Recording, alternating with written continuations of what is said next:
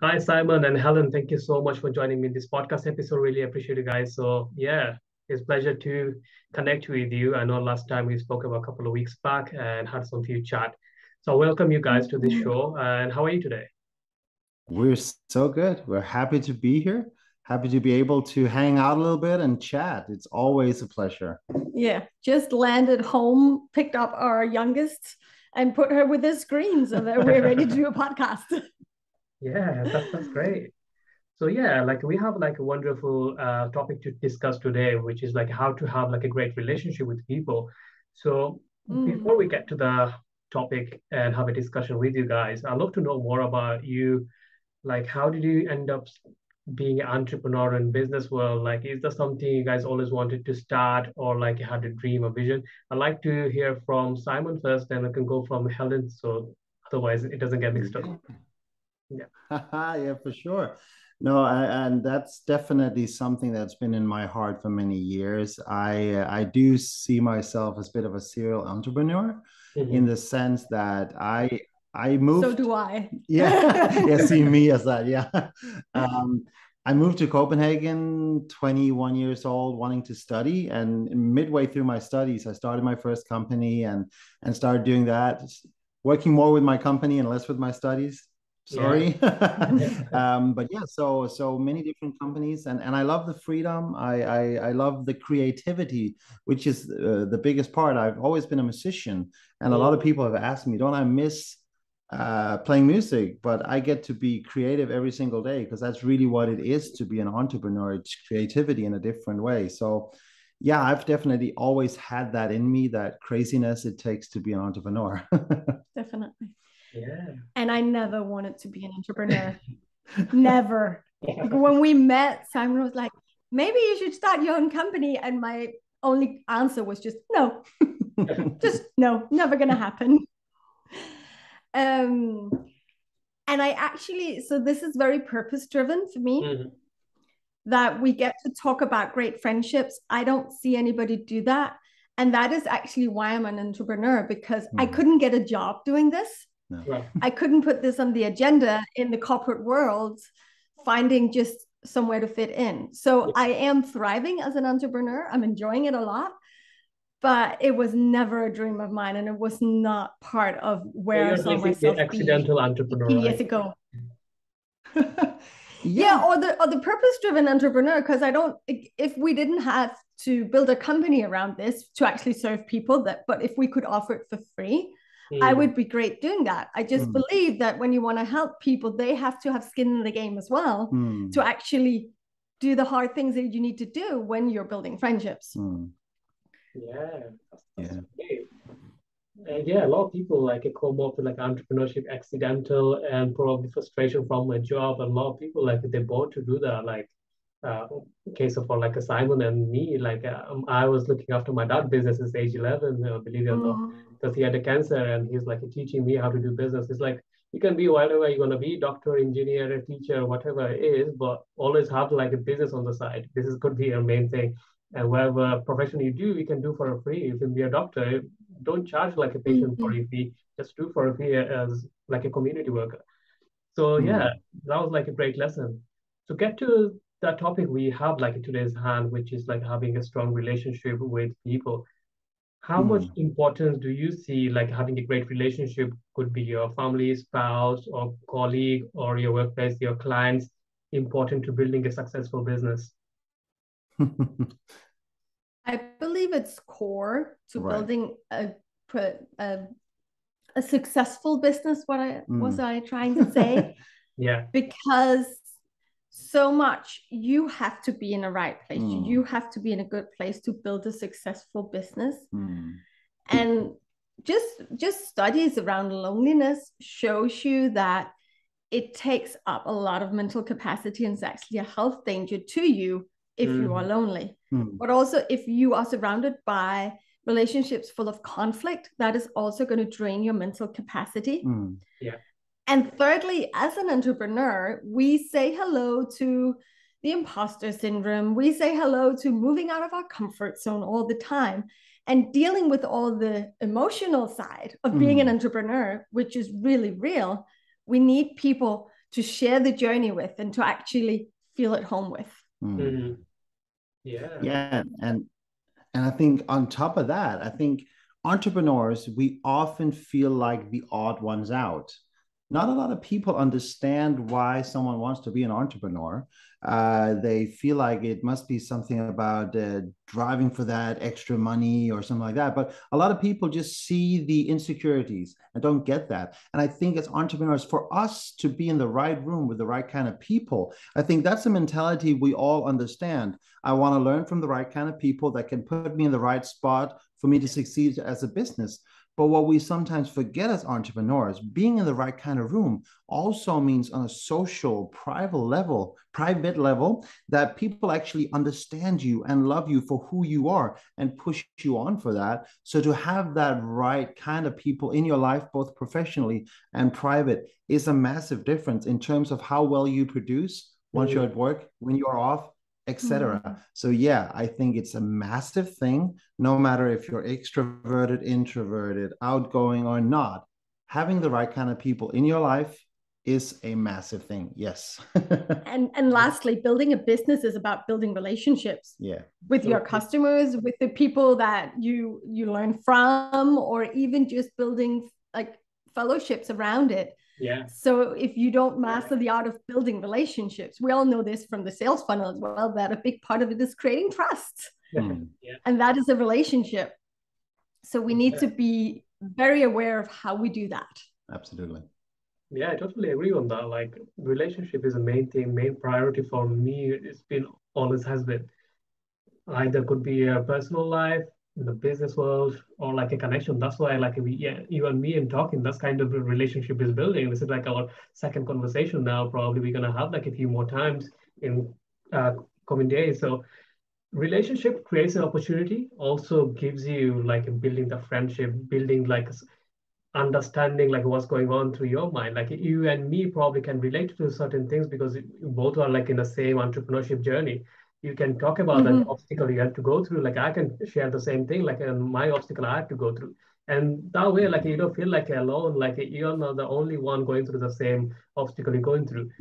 So having like a great relationship, I know like it's important and everyone understands at the same time, but not many people are like got that great relationship. Could be their employees, that could be their spouse, could be their friend circle. And while they're building the business, they forget about the relationship. They focus on the money as an object, chasing more money and neglecting their own relationship with their family members, friends. They don't have the time for their own self. So having their own self relationship is not actually working out. So how you guys actually having a balance for a great relationship could be your personal and professional life. At the same time, you're building your business. I'd like to hear from Helen first, and I can ask Simon the same thing. I think it's part of our weekly planning that we look at our calendar, because one of the things we talk a lot about is that if you can't see our values and what's important to us in our calendar, then we can't really claim that we live our lives from our values. So with that, for example, that Simon and I has been on a date today and spent time just being a couple. And you can see it in our calendar throughout the week that there are just times planned out for people where we spend time with people that are important to us, whether it be our kids or our friends or each other or family. So that's definitely one of the ways that we make sure it's balanced, is that we prioritize it when we plan. And then we have really practiced a lot to go, well, now we spent the time that we set aside for our company. That is good enough, because we can't sacrifice here and now in our relationship for a future we're hoping for. Because when we reach that future without the people we love, it's not going to be worth it. No, it's going to be too lonely. Is the same thing going on with Simon as well? Yeah, and I think that's the funny thing about having us on. We definitely have a lot of the same ideas about things, but I think the mindset that comes behind this as well, for me, I'm thinking of the law of entropy.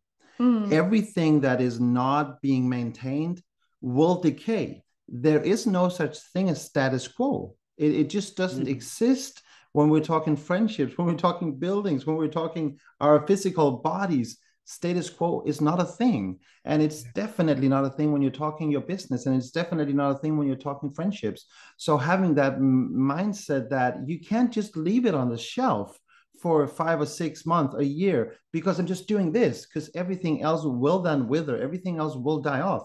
So you have to be willing to prioritize and say, what are the things that are important in my life? And I have to work at them, period. And I think that is a mindset we have to understand. We only have 24 hours a day. I'm sorry, we only have 7 days a week. You are sorry. I hate it. But what do we actually do with that time? And we have to think about quality more than quantity. And what is important for me, because I have to build at what I want to sustain, what I want to be there in a year, in 10 years, and so on. So I think that's my mindset as well in terms of friendships, building company and everything. The law of entropy is a rule, and it is a matter of fact. Yeah. Yeah, I do the same thing like you guys mentioned, like scheduling. So this is what I've been doing. Like I prioritize my family time first, then second my business. So my wife, my baby is my main thing, and myself. So I think like working 5 days a week is too much for me. So I don't see my family enough. And in the past, I worked 6 days, 7 days a week when I was single. But after I got married, like I reduced to like 5 days. And last 2 years since I got a new child, I've been working 4 days. So Monday to Thursday, that's my days. Friday, Saturday, Sunday is like 3 days. I need to give them 100% attention. So I don't check emails. I don't do anything else except sometimes I go scroll on the social media.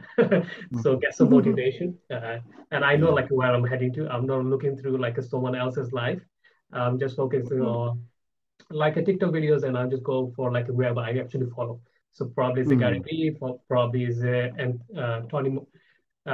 Tony Robinson, and those kind of stuff. Like I'm looking for like inspiration rather than like negative stuff. Like who's someone be more ahead of me, then I'll be like, oh, why my life is not like that. So I do actually do that. And also I got weekly things like who I need to call. So people like really, really close to me, make sure I call them weekly and find out how they are doing and everything.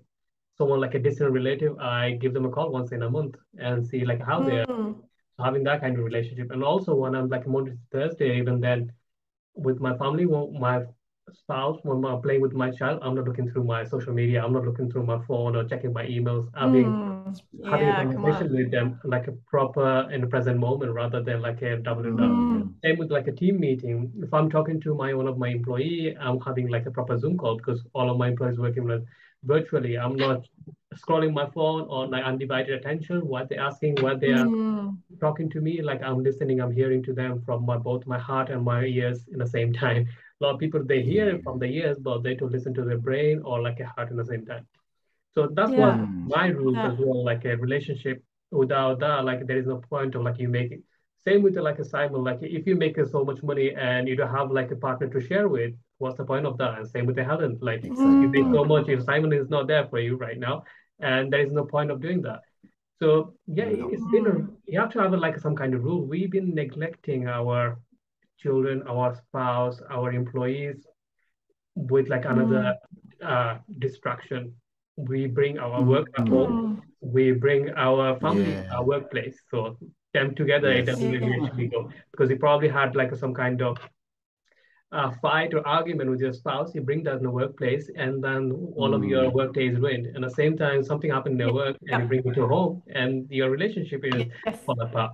How do you balance everything? Like, make sure, obviously, you guys probably have a bad day in a workplace. That's normal as an entrepreneur business. Things not gonna go as you wanted. How do you balance out, like, not to bring the argument, not bringing the upsetness, not bringing the loss of the day on a home? To be honest, I think for us it's difficult, right? Because I'm married to my best friend and my coworker and everything. But for us, it's all about killing the foxes, not making anything grow too big. And I think that's one of our strengths in our lives as well, that we're talking about the things before they become something of an annoyance. And it's a balance that we have to keep in sense of that. But the other thing as well is that we set aside not just to be colleagues, not just to be husband and wife, but also to date and to be parents. So we're sure that we actually find that rhythm. And as we said today, today was a date day.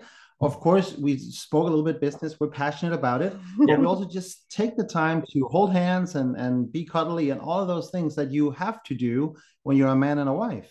Yeah. And for us to find out, but there is a sense that we have to talk about the small things and make sure that we've dealt with it so it doesn't become a big thing. And that's really been one of our key things, even before we became colleagues. I think we, in some sense, we don't try to balance it in the way that our friendship, our relationship is immensely more important than anything we could do at our company. So of course, if we have a speaking gig or if we have a customer call, we will make sure to say, okay, we're going to pause this. We're going to talk about it later. I love you. We are going to get through this. Right now, we need to do something else. But otherwise, our marriage just comes first. So it's not even a balance, if that makes sense. It is a priority that if something is going on with our kids, that of course we need to work on our company, but if something real is going on with our kids, then they're more important. That's just, I'm not going to sit 20 years from now and go, okay, I can build my company in 20 years. I can't raise my kids in 20 years. No. Yes. And I can't fix my marriage if I haven't been working on it for 20 years. I can't fix it. So this is so real for us that the relationships we have are just priority right here, right now. And then I think we're both good at going, okay, this is really hard. We're going to get through it. But right now we need to shift our focus. And then we make sure that we talk about when are we going to talk about it then? How are we going to deal with this later? But we set aside a time so it doesn't slide and becomes one of those things that just kind of nudges you in the background. Yeah, like having the system in place actually working for you guys, right? Like how things fall apart, how to handle the situation. A lot of people don't have that. So how someone can create that kind of like a system in place, like if things not going right, how they can have like a healthy relationship in between. Yeah. There's so much in just starting to talk about expectations.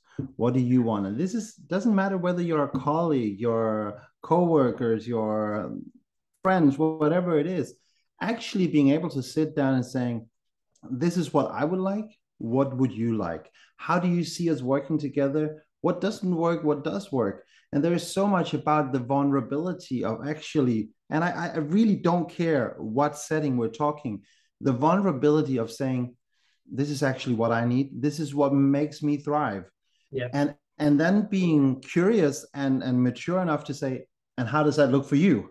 So we're actually both vulnerable enough to say, this is what I need, but then mature enough to ask the other person. And I think that goes for any kind of relationship, but it doesn't come without vulnerability. And that's where it often cracks.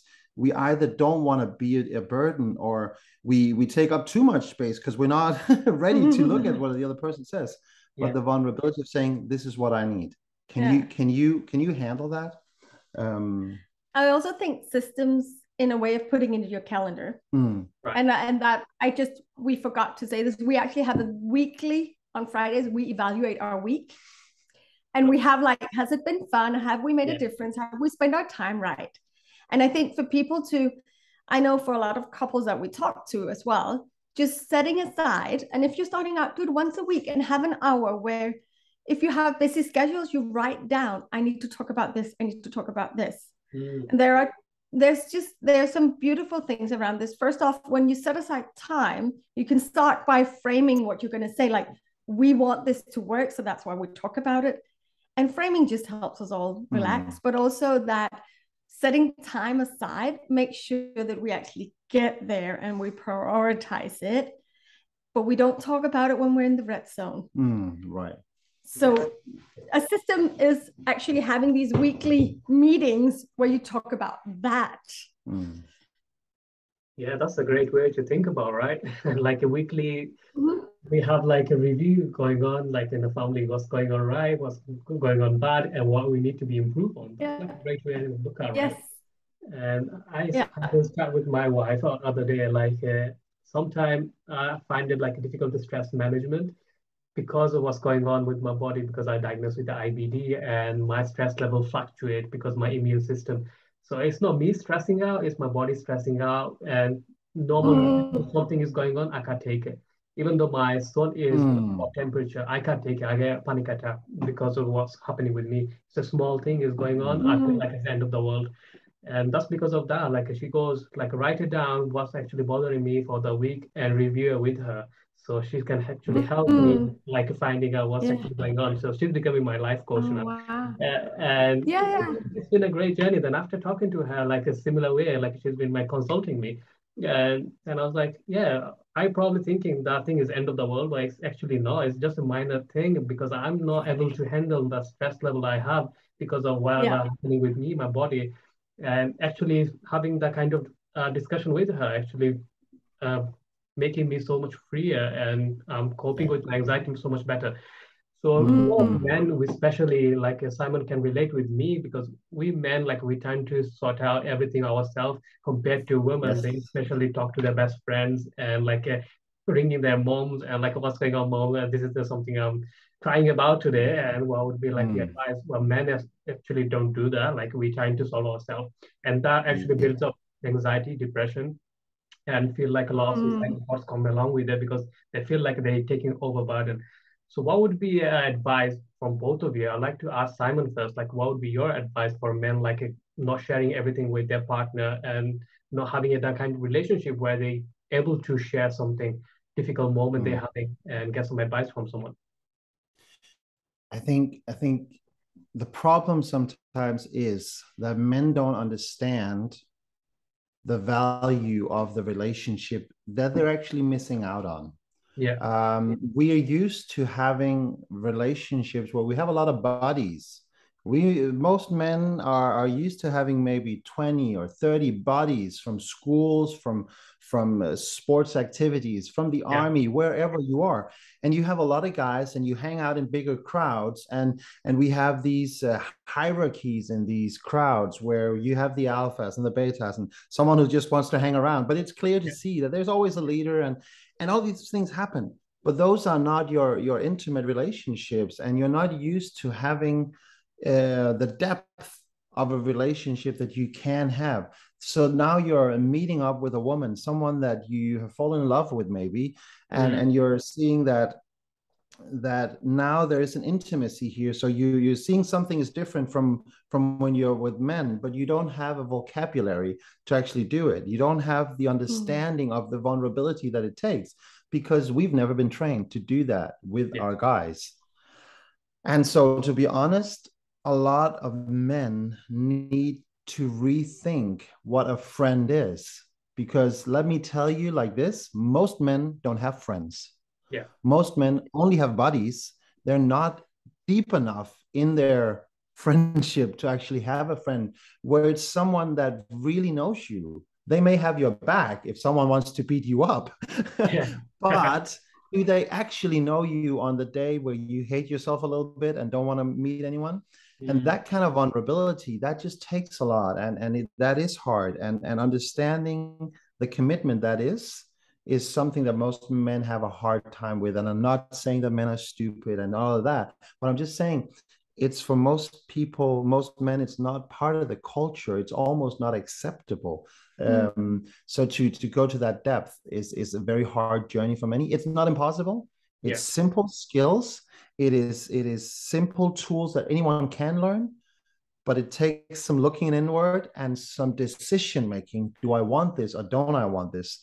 What do I want to pass on to my kids? What kind of culture do I want to leave in my friendship circles? And so on. It's very doable, but it yeah, takes some hard work. yeah. yeah, And I think practically what you would give it advice that I would also say is take time to figure out what's going on with you when you Mm, feel triggered. I love, mm, like you said it, Russell, that I sit down, I figure out why am I having this panic attack? What's actually going on with me? yeah, Because our feelings will always feel like the end of the world. right. And also we love a personality profiling system called the Enneagram Yeah. because it gives you an amazing vocabulary for why you do what you do. What are your feelings patterns? What are your thought patterns? So it's actually a whole language around your Mm, inner world. And we see that when we work with people around this and when we work with it ourselves, because honestly, this is a core tool for us in our relationships, is a core tool for me in my friendships, to work with Enneagram profiles and how we're different. And that just helps you to get that vocabulary. So that's a way you can learn a vocabulary, is use some of the personality profiling systems. And then as a woman also, I just want to say, because I think that a lot of men feel that a woman wants a strong man, or a woman wants someone who can provide for them, or a man has that expectation. A man is supposed to be like this. I'm not supposed to have feelings. And honestly, I don't know a single one of my friends who's not jealous that I have a man who feels, that I have a man who reflects on himself, that I have a man who actually is in touch and dares to talk about the hard stuff. Are you saying I'm not strong? Is that what you're saying? I'm not. I'm saying you're very strong, and I feel very secure with you, but I also feel secure because I know that you look the hard stuff in the face, and you don't try to hide it away. So for men who are afraid to step into this arena with a woman especially, just know that probably she'll appreciate it feel closer to you and love you even more, because I see that as one of the core things for all my single girls who are dating and in their late 30s. They're like, I don't find a man who actually reflects around himself, and that's not going to work for me. So that is also just knowing it will probably be loved. Yeah, totally agree with you. Yeah, that's a great conversation we had so far. Like, we're coming to the end of this podcast, Simon and Helen. It's been a great. So those who's listening, if anyone wants to learn more about your guys' work and reach out to you and follow you on a social media platform, where is the best place to find you guys? Yeah, right now, look us up at Instagram. So that's Instagram /Simon and Helene. So that's SIMON and then Helene, HELENE, Simon and Helene. And then you can find all our credentials there in our link tree, its websites and so on. But Instagram, Simon and Helene, that's the easiest way. All right, that's great. Thank you so much for sharing those. So yeah, that was a great conversation I had like with you guys, and yeah, I related so many things together, and it's been a pleasure like having you guys on the show. So I wish you best of luck with your both career and your personal life and business as well. So I hope you guys have a wonderful day ahead. Thank you. And Rachel, may I just say you are a very brave and strong man. Absolutely. I love the stories you share about how you relate to your wife and how you relate to your inner world. So thank you for sharing that and being open about that and putting that into the world and serving it with that. Right. Yeah, thank you so much, guys. Really appreciate it. So yeah, that's a wrap, guys. Thank you so much for listening to this podcast. So I hope you enjoyed our conversation. So if anyone interested in learn more about Simon and Helena, go check out their Instagram profile and reach out to them if you have any kind of question and thoughts. And yeah, until then, I'll talk to you in the next episode. Thank you, everyone.